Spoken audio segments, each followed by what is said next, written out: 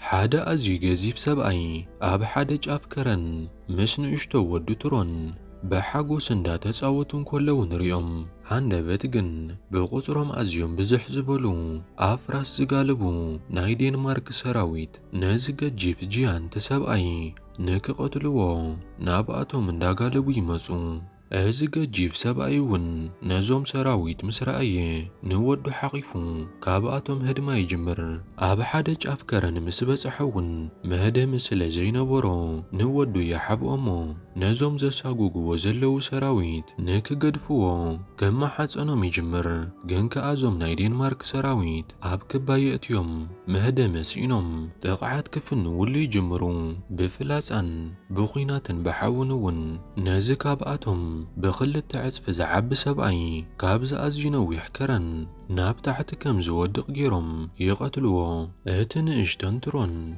أبتبو زحبو أبو تخينو نبو كقتلوون كلو يرئي بدحرزوون اتقجيف سبأي مس أدفا كابزوم نايدين مارك سراويت مرح زخوان حدا نابتج أفسد فقريبو نتتحبيو زلق العيرئو كقتلو يلوون سيفو مزيزو يوتس جنك أبز جزيزي جينان اشتوق العمو خانو رئو كي قتلي قدفو ناتهم مسؤوز نبرو وتعدراتون نسو تراي رئيو سلز نبرا كي نقرم ولا حدا يلانيلو كابت بوتا يخدو أزن اشتو ترونون اتم وتعدرات كابت بوتا مسكدو نابت بوزز أدفولو ناب تحت وريدو ريسا بو كدالي جمر نابو اون مويتو مسرخبو ناتسكارينو كسكو مسلزي كالا بات سيف جيرو أكالات بو قراريسو ناب حدا بعد تحيزو ويأتو أبز بعدتون نازنا يبو أسكارين حبيو يغمت أمو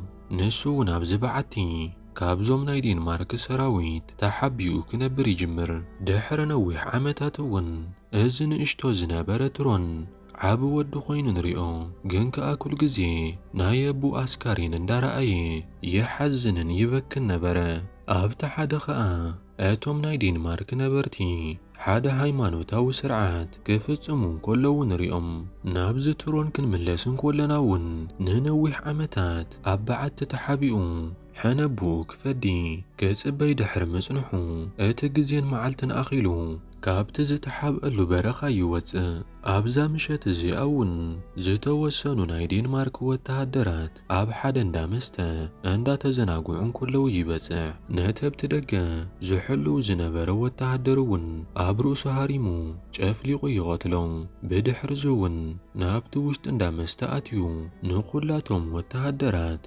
قتيلو ميخيد نسبحيتو نقوهون نازز سامعة نايزوم سراويت حلافي نابتن دامستا يغيد بازز رأيو نقرون أزي سنبت كلاتهم وتهدرات بزز كحكحكونتات تقتيلهم يريهم أز حلافي أمون نتا أزازي أزو خلوك خون كلو أبين يركا بمبالي حتو أنا بزن دامستا يكون كنيرا أبت قزاوتي أزانيحا نازز قبرو سبون من كم زخانا ولا حدا زفولتو نقريب اللين بمبالي من لسالو ناب أزي كبيد رعدن سنبادن ونياتو أز كم زيلون كلون فيلمنا ناب كيتلاند فايكينجز يوس دنامو نايزوم تواقعت فايكينجز حيالن هبوبن تواقعي ليون اللالة كم تكل جزي زقبروون أب مركبهم تسعينهم نورار كقوعزون كلون ريهم بمركبهم انداتا قوعزون كلون أزي كبيد زخوان زحلي أبناي دنمارك جزءات نخعرفو يقددو نابتم دنماركاويان كن ملسن كلناون آتنايتم دنمارك مرحي ناتترونك قتلو واتهدراتو حيجي يخيدمو أبين لغان عوسا اندا بلخز أوعي جمر اتترونغن هاندبات كابي مسي كيبلو ناتا حدا واتهدر اتمرحي من دار أيو أبرؤسو هاريمي قتلو ازنايزوم دنمارك مرحون ناتترونك قتلو نابو اندا قوية يخيد اتترونغن كابت بوتا تسويري صنحو نمنتاي نعوك قتلو كم زيد لين ناتوم ناتو واتهدرات تراي اندا قتلا يحبأ كم زلو ولا حدا كردو ايكالن نسبحيتو نقهون كلاتهم نايت قزاوت نبرتي عب حدا يأكبومو ነዞም ናይ ዴንማርካውያን መራሒ ዝኾነ መራሒ ሰበይቱ ናብኡ ትመጽእ እሞ ኣዝዮም ብዙሓት ወተሃደራት ይቕተሉ ኣለዉ። በዚ እንተቐጺልናኮ ዋላ ሓደ ወዲ ዝበሃል ኣይተርፍን እዩ ዝኾነ ፍታሕ ክትገብር ኣለካ ብምባል ትዛረቦ። መራሒኦም እውን ነዚ ዋላ ሓደ ምላሽ ኣይነበሮን ብሕፍረት ስቕታ ጥራይ ዝመረጸ። ብድሕሪ እውን ሰበይቱ ኣብ ሓንቲ ከረን በይናናብ እትነብር ሊናናብ እትበሃል ጠንቋሊት ሰበይቲ ትኸይድ እሞ ሰብኣየይ ከምቶም ካልኦት ኣብዚ ኢድ ትሮን ድዩ ክመውት ኢላ ተሓታ። ሊና እውን ሰብኣያ በዚ ትሮን ከም ዘይመውት ትነግራ። ብድሕሪ እውን ነዚ ምስ ሰምዐት ናብ ገዛኣ ትምለስ። እህቶም ናይ ቫይኪንግ ሰራዊት ድሕሪ ዝተወሰነ ጉዕዞ ኣብ ናይ ዴንማርካውያን መሬት ይዓርፉ። ሓደ ናይ ዴንማርክ ወተሃደር ነዞም ናይ ቫይኪንግ ሰራዊት ምስ ረኣየ እውን እዚ ናይ ዴንማርክ መሬት እዩ፣ እንታይ ክትገብሩ መጺኹም? ንወራር መጺኹም እንተ ደኣ ኾይንኩም ካብዚ ቦታ ኺዱ ብምባል ይዛረቦም። እቲ ህቡብ ናይ ቫይኪንግ መራሒ ልዮ እውን ንሕና ንወራር ኣይኮናን መጺና ንዝተወሰኑ መዓልታት ግን ኣብዚ ክንዕርፍ ኢና ብምባል ይዛረቦ። እቲ ወተሃደር እውን ልዮ ኣዝዩ ህቡብ ተዋጋኣይ ከም ዝኾነ ወርኡ ሰሚዑ ስለ ዝነበረ ናብ መራሒኦም ሒዝዎ ከም ዝኸይድ ይነግሮ። ብድሕሪ እውን ምስቲ ናይ ዴንማርካውያን መራሒ ይራኸቡ። እቲ ናይ ዴንማርክ መራሒ እውን ንልዮ ብሓጎስ ተቐቢሉ ክሓቕፎን ከሎ ንርኢ። ነቦኻ ንመወዳእታ ግዜ ክሪኦም ከለኹ ንስኻ ጌና ንእሽቶ ቆልዓ ኢኻ ነርካ፣ ሕጂ ግን እንህለ ዓብ ተዋጋኣይ ኮንካ ብምባል ይዛረቦ። ኣብዛ ምሸት እዚኣ እውን ነዞም ናይ ቫይኪንግ ወተሃደራት ብኣዝዩ ጽቡቕ ኣቀባብላ ብመስተን ብምግብን እዞም ዴንማርካውያን ይቐበልዎም። ልዮ እውን እንታይ ደኣ ኣወዳት ብቁጽሪ ሒደት ኮንኩም ብምባል ይሓቶ። እቲ መራሒ እውን ምልስ ኣቢሉ ብዛዕባ ትትሮን ይነግሮ። ምሸት ምሸት እንዳመጸ ጥቕዓት ከም ዝፍንወሎምን ኣዝዮም ብዙሓት ወተሃደራት ከም ዝቐተለሎምን ይነግሮ። ልዮ ቫይኪንግ እውን እዚ ትሮን እዚ ንናይ ቫይኪንግ ወተሃደራት ምሸት ክቐትል ምስ ዝመጽእ ናይዚ ትሮን ሞት ኣብ ኢደያ ክትከውን ብምባል ይሕንሕን። ኣጆኹም ኣይትፍርሑ፣ ነዚ ትሮን እውን ንመጥቃዕቲ ምስ ዝመጽእ ክንቀትሎ ኢና ብምባል ይዛረቦም። ብድሕሪ እውን እቲ መራሕን ሰበይቱን እቶም ካልኦት ነበርትን ናብ ገገዝኦም ይኸዱ እሞ እቶም ናይ ቫይኪንግ ሰራዊትን ዝተወሰኑ ናይ ዴንማርክ ወተሃደራትን ኣብቲ እንዳ መስተ ይተርፉ። ፍርቂ ለይቲ ምስ ኮነ እውን እቲ ትሮን ናብቲ እንዳ መስተ ይመጽእ። ኣብቲ ደገ እውን ሓደ ጸሎት ዝገብር ዝነበረ ቀሺ ይረክብ። ነቲ ቀሺ እውን ምስ ሸተቶን ምስ ረኣዮን ገዲፍዎ ናብቲ እንዳ መስተ የመርሕ። ኣብቲ ኣፍ ደገ ምስ በጽሐ ግን ኣብቲ ውሽጢ ዘለዉ ሰራዊት ናይ ዴንማርክ ዘይኮኑስ ካብ ካልእ ከባቢ ዝመጹ ወተሃደራት ከም ዝኾኑ ይርዳእ። እቶም ኣብቲ ውሽጢ ዘለዉ ወተሃደራት እውን እቲ ትሮን ከም ዝመጸ ፈሊጦም ንመጥቃዕቲ ከዳለዉ እንከለዉ ንሪኦም። እቲ ትሮን ግን ኣብቲ ውሽጢ ዘለዉ ብዝሒ ሰራዊት ናይ ዴንማርክ ሰራዊት ዘይኮኑስ ካብ ካልእ ዝመጹ ወተሃደራት ከም ዝኾኑ ምስ ፈለጠ ናብቲ ውሽጢ ከይኣተወ ኣብቲ ማዕጾ ሽንቱ ሸይኑ ካብቲ ቦታ ይኸይድ። እቶም ናይ ቫይኪንግ ወተሃደራት እውን ነቲ ማዕጾ ከፊቶም ጥቕዓት ክፍንዎ ምስ ወጹ ግን ኣብቲ ቦታ ዋላ ሓደ ይጸንሖምን። ንጽባሒቱ ንግሆ እውን እቲ ናይዞም ዴንማርካውያን መራሒ ኣብዛ ምሸት እዚኣ ዋላ ሓደ ወተሃደር ብዘይምቕታሉ ኣዝዩ ይግረም። እቲ ናይቶም ቫይኪንግ መራሒ ልዮ እውን ናብዚ እንዳ መስተ ናብቲ ኣፍ ደገ መጺኡ ነይሩ፣ ግን ከኣብቲ ማዕጾ ሽንቱ ሸይኑ ጥራይ ይኸይዱ ብምባል ነቶም ናይ ዴንማርክ መራሒ ይነግሮ። ብድሕሪ እውን ልዮ ነቶም ናይ ቫይኪንግ ሰራዊቱን ዝተወሰኑ ዴንማርካውያንን ብፈረስ እንዳጋለቡ ነቲ ትሮል ክቐትልዎ ናብቲ ኸረን ክደልይዎ ይኸዱ። ግን ከኣ ክረኽብዎ ስለ ዘይከኣሉ ናብቲ ገዛውቶም ይምለሱ። ድሕሪ ቁሩብ ጻኒሒቱ እውን ልዮት ናይ ቫይኪንግ መራሒ ነታ ካብቲ ገዛውቲ ተፈልያ ኣብቲ ኸረን ትነብር ሊና ትበሃል ሞት ቅድሚ ምምጽኡ ኣቐዲማ ትፈልጥ ሰበይቲ ክረኽባ ኢሉ ይኸይድ። ናብኣ ቐረብ ኢሉ እውን ሞት ቅድሚ ምምጽኡ ከም ትፈልጥ ዝና ኽሰሚዐ ናብኣ ኽመጽእ ይብላ። እወ ኣነ እውን እቲ ህቡብ ናይ ቫይኪንግ ተዋጋኣይ ልዮ ምዃንካ ሰሚዐ እንታይ ደሊኻ መጺኻ ብምባል ተሓቶ። ልዮ እውን ኣብ መንጎ ቫይኪንግን ኣብ መንጎ እዚ ትሮንን ኣብ ዝግበር ኩናት ክንደይ ወተሃደራት ክሞቱን ይኽእሉ። እዚ ትሮን ከ ክመውት ድዩ ኣቐዲመ ክፈልጥ ኣለኒ ወታደራተይ ከይጉዱእ ምእታን ይብላ። ኣነ ናይቲ ህዝቢ ሓደ ኣካል ኣይኮንኩን እንታይ ይምልከተኒ ብምባል ምስ ተዛረበቶ ቅጽል ኣቢላ እቲ ትሮን ክመውት እዩ ግን ከኣ ካብ ቫይኪንግስ እውን ብዙሓት ወተሃደራት ክሞት እዮም። እዚ እውን ነተብልዕሊ ትሮን ዝፈጸምዎ ጭካነ ቅፅዓቶም ክኸውን እዩ። ንስኻ ግን እንተኽኢልካ ካብዚ ጉዳይ ኢድካ ውፅእ ትብሎ። ብድሕሪዚ እውን እቶም ናይ ልዮ ወተሃደራት ናብቲ ቦታ ይመፁ እሞ ንልዮ ሒዞሞ ይኸዱ ይመስይ ኣሎ። እቲ ትሮን ቅድሚ ምምፅኡ እውን ክንዳለዋ ኣለና ይብልዎ። ልዮ ናብቲ ቦታ ምስ ተመልሰ እውን ምስቲ ናይቶም ዴንማርካውያን መራሒ ይራኸቡ እሞ ዕላል ይጅምሩ። ልዮ እውን እዚ ትሮን እዚ ኣዋልድ ዓበይቲ ሰባት ወይ ከዓ ቆልዑት ቀቲሉ ይፈልጥ ዶ ኢሉ ይሓቶ። እቲ መራሒ እውን ኣጓብዝ ወተሃደራት ጥራይ ዝቐትል ብምባል ይምልሰሉ። ልዮ እውን ምልስ ኣቢሉ ብዝተወሰነ መልክዑ ዋላ ይኹን ዳ እምበር እዚ ትሮን ስርዓት ዘለዎ ይመስል ኢሉ ምስ ተዛረበ እቲ ናይ ዴንማርካውያን መራሒ ድማ ተቐብል ኣቢሉ ነቶም ናተይ ህዝቢ እንዳቐተሎም ንስኻ ግን ተመስግኖ ኣለኻ ብምባል ይዛረቦ።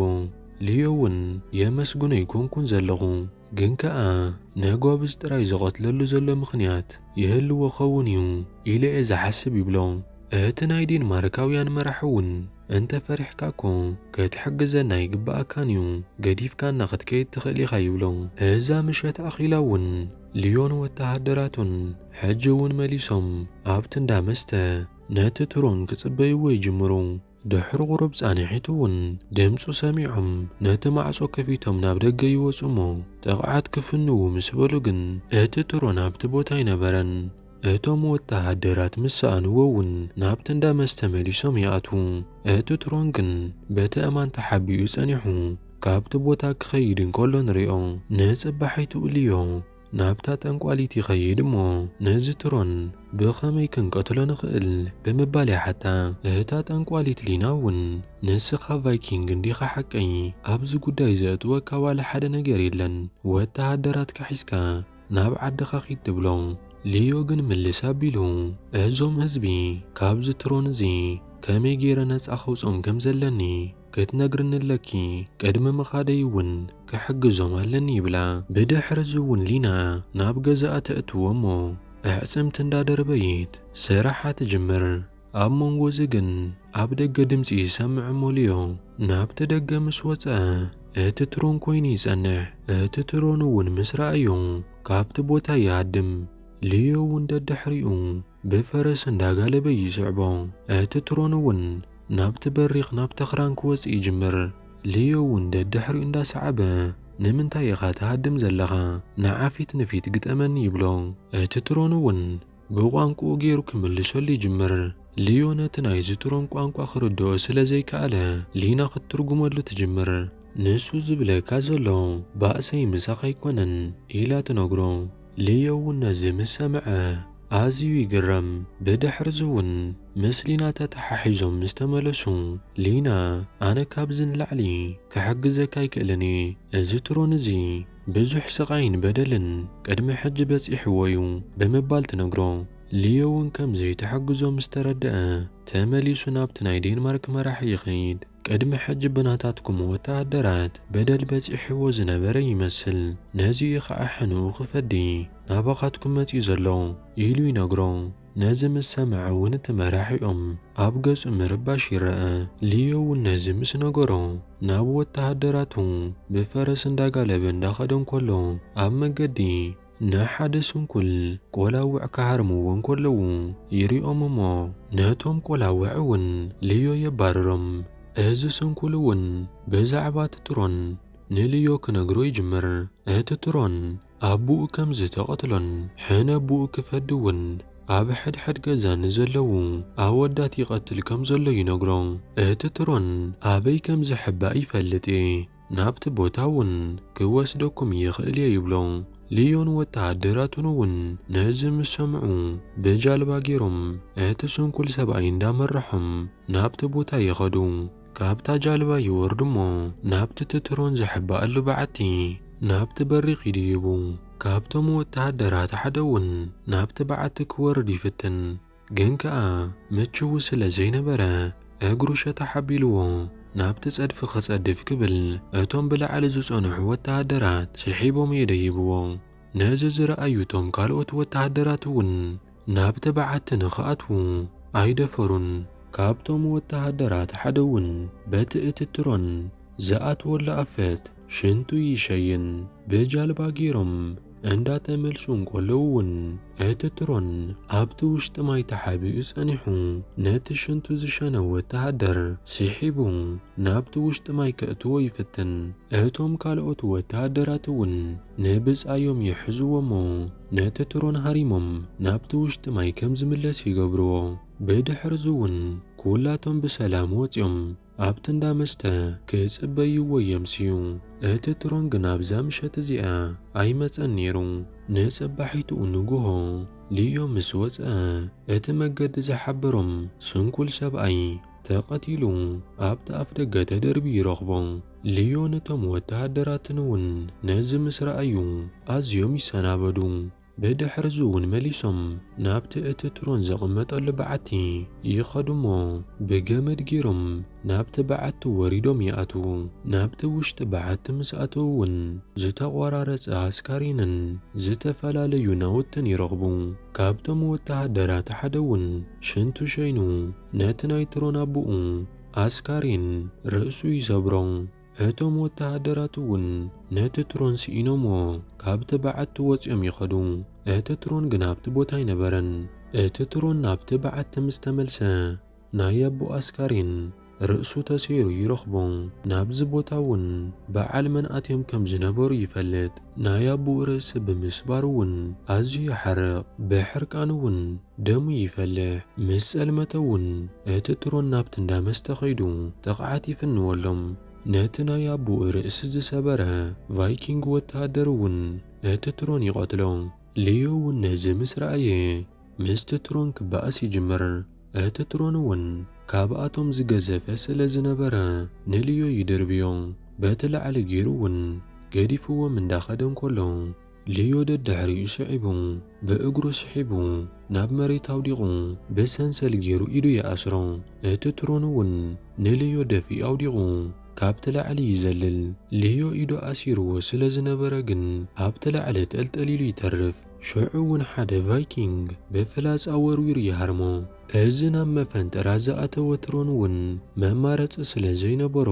ነታ ብሰንሰል ዝተኣስረት ኢዱ ቆሪፅዋ ካብቲ ቦታ የምልጥ ካብቲ ቦታ ብዙሕ ኣርሒቑ ከይከደውን ኣብቲ ገማግም ባሕሪ ወዲቑ ይመውት ንጽባሒቱ ንግሆ እውን እቶም ቫይኪንግ ነቶም ዝሞቱ ወተሃደራቶም ኣስካሪኖም የቃጽልዎ ልዮ እውን ነቶም ናይ ዴንማርካውያን መራሒ እንዳረኣየ እቲ ዝነገርካኒ ታሪኽ ፍርቃ ፍርቂ ነይሩ ሙሉእ ኣይነገርካንን ሕጂ ግን እቲ ትሮን ሞይቱሎ ነቲ ሓቂ ሙሉእ ጌርካ ንገረኒ ይብሎ እቲ መራሒ እውን ቅድሚ ሕጂ ብዘይዋላ ሓደ ምኽንያት ስለ ዝፈራሕና ጥራይ ነዚ ትሮን ኣቦኡ ቀቲልናዮ ነርና ሕጂ ድማ ናይ ዝዓስብና ዋጋ ንኽፍል ኣለና ይብሎ ልዮ እውን ነዚ ምስ ሰምዐ ኣዝዩ ሓዚኑ ብናትካ ዘይረብሕ ኣተሓሳስባ ምኽንያት ንጹህ ሰብ ኢና ቀቲልና ብምባል ይዛረቦ እቲ መራሒ እውን ነዚ ምስ ሰምዐ ብሕፍረት ይወሓጥ ኣጋ ምሸት እውን እቶም ወተሃደራት መስተ እንዳሰተዩን ሓጎሶም እንዳገለጹ ንሪኦም ነቲ ናይቲ ትሮን ዝተቖረፀ ኢዱ እውን ኣብቲ እንዳ መስተ ሰቒሎም ፌሽታ ክገብሩ እንከለዉ ንሪኦም ልዮ እውን ናብ ሊና ኸይዱ ይረኽባ ኣዝዩ ከም ዝሓዘነ እውን ይነግራ ኣብ ዕላሎም እውን ሊና ብዛዕባ ታሪኻ ክትነግሮ ትጅምር ቅድሚ ዓመታት እዚ ትሮን ናባይ መጺኡ ነይሩ ሓደ መዓልቲ እውን ምሳይ ደቂሱ ነይሩ ብድሕሪኡ ግን ተንኪፍኒ ይፈልጥን እዩ እዚ ትሮን ክፉ ኣይነበረን ካብ ቁልዕነቱ ዝተሰከሞ ከቢድ በሰላ ነይርዎ እዚ ትሮን ክፉ ኣይነበረን እንዳበለት ተዕልሎ ኣብቲ ሓደ ኸኣ ናብቲ ገዛውቲ ሓንቲ ዓባይ ትሮን መጽያ ኣብ ልዕሊቶም ነበርቲ ናይዚ ገዛውቲ ጥቕዓት ትፍኑ ኣብ መንገዳ እንዳኸዶት እንከላ እውን ንሓደ ቐሺ ትቐትል እሞ ናብቲ ውሽጢ እንዳ መስተ ምስ ኣተወት እውን ነቶም ኣብቲ ውሽጢ ዝነበሩ ንኹላቶም ጨፍጪፋቶም ነቲ ናይ ወዳ ዝተቖርጸ ኢድ ሒዛ ትኸይድ። ኣብታ ሓደ ኸኣ ናብ ናይ ሊና ገዛ ሓደ ንእሽቶ ቖልዓ ይመጽእ እሞ ስቕ ንኽብልን ብምስጢር ንኽምለስን ትነግሮ። ንጽባሒቱ ንግሆ እውን እቶም ነበርቲ እቲ ትሮን ዘይሞተ መሲልዎም ነቲ ትሮን ክደልይዎ በፍራስ ገይሮም ይወፁ። ኣብቲ ገማግም ባሕሪ እውን ናይ ሓደ ብጻዮም ዝተቖረጸ ርእሲ ይረኽቡ። ልዮ እውን እቲ ትሮን ሕጂ እውን ብህይወት ክህልው ይኽእል ኢሉ ናብቲ ትሮን ዝቕመጠሉ ዝነበረ በዓቲ ይኸይድ። ናብቲ ውሽጢ በዓቲ ምስ ኣተወ እውን ናይቲ ትሮን ኣስካሪን ኣብቲ ውሽጢ በዓቲ ይረኽቦ። ናብቲ ናይቲ ትሮን ኣስካሪን ምስ ተጸግዐ ግን ሃንደበት ብድሕሪኡ ነቲ ትሮን ኣዲኡ ጥቕዓት ትፍንወሉ። ናብ መሬት ኣውዲቓ ምስ ሓነቐቶ እውን ልዮ ካብ መሬት ደንጎላ ኣልዒሉ ኣብ ርእሳ ይሃርማ። ሽዑ እውን ብሰይፉ ገይሩ ሰይፉ ይቐትላ። ብድሕሪዚ እውን ሓደ ንእሽቶ ትሮል ቀይሕ ጸጉሩ ሰይፊ ሒዙ ካብ ልዮን ንነብሱ ክከላኸል ይፍትን። ልዮን እውን ነዚ ቖልዓ ምስ ረኣዮ ወዲ ሊናን ወዲ ትሮልን ምዃኑ ይግንዘብ እሞ ሰይፉ ናብ ታሕቲ የወርድ። ነቲ ቖልዓ እውን ኣይሃሰዮን። ገዲፍዎ እውን ናብቲ ገዛውቲ ይምለስ። ዋላ ሓደ ዘሸብር ነገር የብልኩምን። እቲ ዓባይ ትሮንን እቲ ዘሸብረኩም ዝነበረ ትሮንን ሞይቶም እዮም ብምባል ይነግሮም። ብድሕሪዚ እውን ቅድሚ ምኻዱ ንሊና ክረኽባ ይኸይድ። እዚ ንእሽቶ ቖልዓ ወዲ እቲ ዝሞተ ትሮልን ወድኽን ከም ዝኾነ ይፈልጥ እየ። እቲ ዝሞተ ትሮል ቈልዓ ከም ዘለዎን ተፈሊጦም ንዓኽን ነዚ ቈልዓን ክቐትልኹም እዮም። እዚ መንጎ ክልቴና ዝተርፍ ምስጢር ክኸውን እዩ ብምባል ይነግራ። ብምቕጻል እውን ልዮ በዚ ነገር እዚ ኣዝዩ ስለ ዝሓዘነ ነቲ ትሮንን ነዲኡን መቓብር ሰሪሑ ክቐብሮም እንከሎ ንርኢ። እቲ ኣቦኡ ዝሞቶ ንእሽቶ ትሮል እውን ብርሑቕ ተሓቢኡ ነዚ ነገር እዚ ክዕዘብ እንከሎ ንሪኦ። ብድሕሪዚ እውን ልዮን ምስቶም ናቱ ሰባት ኮይኑ ብጃልባ ገይሮም ናብ ዓዶም ክምለሱ እንከለዉ ንሪኦም። ፊልምና እውን ኣብዚ ትውዳእ። ከመይ እሞ ያ ጀምዓ ነዛ ፊልም ከመይ ረኺብኩማ? ነዛ ቻናል ሓደሽቲ እንተኾንኩም ሳብስክራይብ እንዳገበርኩም ነዛ ቪድዮ እውን ላይክ ሃብዋ ኢኹም። ሓሳብ ርኢቶኹም ኣብ ኮመንት እንዳቐመጥኩም ብኻሊእ ቪድዮ ክሳብ ንራኸብ ሰሰናዩ።